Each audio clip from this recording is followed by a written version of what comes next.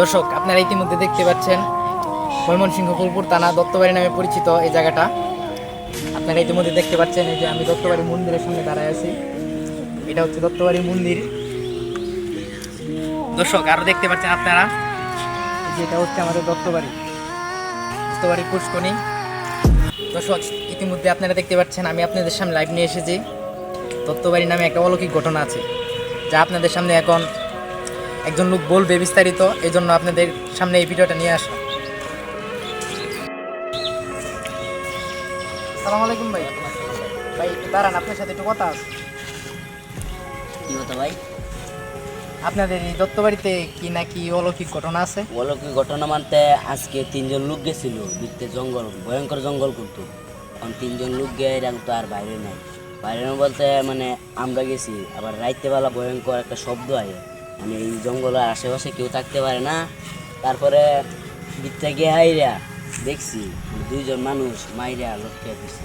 আচ্ছা ভাই, আপনি কি এই জায়গায় থাকেন নাকি বাসায় থাকেন? হ্যাঁ, আমি এই জায়গায় তাই। আপনি কি এই জায়গায় থাকতে ভয় পান না? না না, আমি ভয় পাই না ভাই। আপনাদেরকে এটা অভ্যাস হয়ে গেছে? অভ্যাস হয়ে গেছে থাকতে। আচ্ছা, এটা কি এই প্রথম ঘটনা নাকি অতীতে আরো ঘটনা আছে? না, আরো ঘটনা আছে। আর কি ঘটনা আছে? কি ঘটনা মানে এই যে 3জন লোক মারা গেল, তারপরে আমরা আরো কিন্তু লোক গেলে হেরা বাইরে চারে না জঙ্গলের ভিতরে। ভাই তাহলে আসেন, আপনার সাথে এই জায়গায় বৈশা কথা বলি। চলেন। আসেন।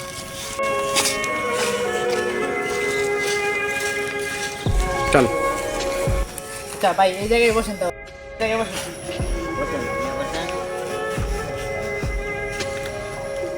এই যে এই জায়গাটা দত্তবাড়ি জায়গাটা অনেক ভয়ঙ্কর। এই যে পুষ্করিণীর মধ্যে একজন পিচ্ছি ছেলে নামছিল, হ্যাঁ। নামার পরে কিন্তু এরকম তার পাওয়া যায় নাই। ফকির আইছিল, মানে ও অনেক কবিরে যাইছিল। কবিরে যায় লাস্টে বেলা বলছে কি জানেন, বলছে এই জায়গাটা আমাদের কেউ না নামতে, এই জায়গাটা অনেক ভয়ঙ্কর জায়গা, এটা আমাদের নাওয়া নিষেধ দিছে। তারপরে এই যে দত্তবাড়ির এই বাড়িটি দেখতেছেন, এটার মধ্যে কিন্তু আগে লুকা ছিল, লোক তারপরে দেন একজনও নাই, তালা মারা। আচ্ছা, ওনারা কি জন্য চলে গেছে? ভয় পেয়ে চলে গেছে নাকি এই অলৌকিক ঘটনা এসব ঘটে এই জন্য চলে গেছে?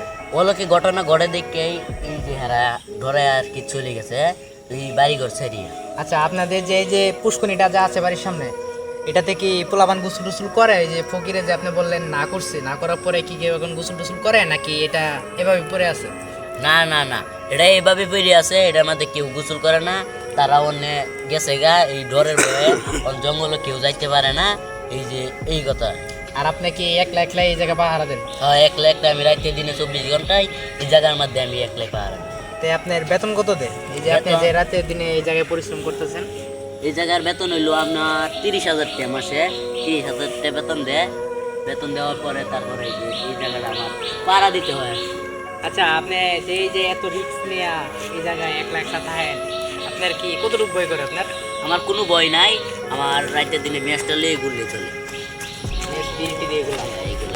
আচ্ছা, এছাড়া কি আরো কোনো অলৌকিক ঘটনা আছে?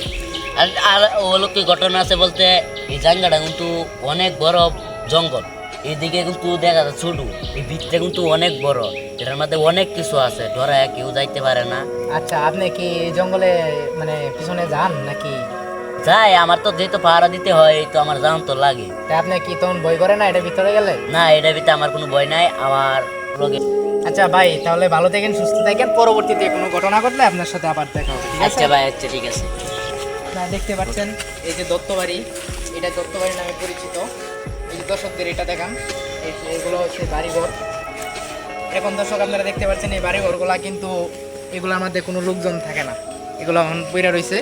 একজন লোক আছে যিনি এই জায়গায় পাহারা দেয়।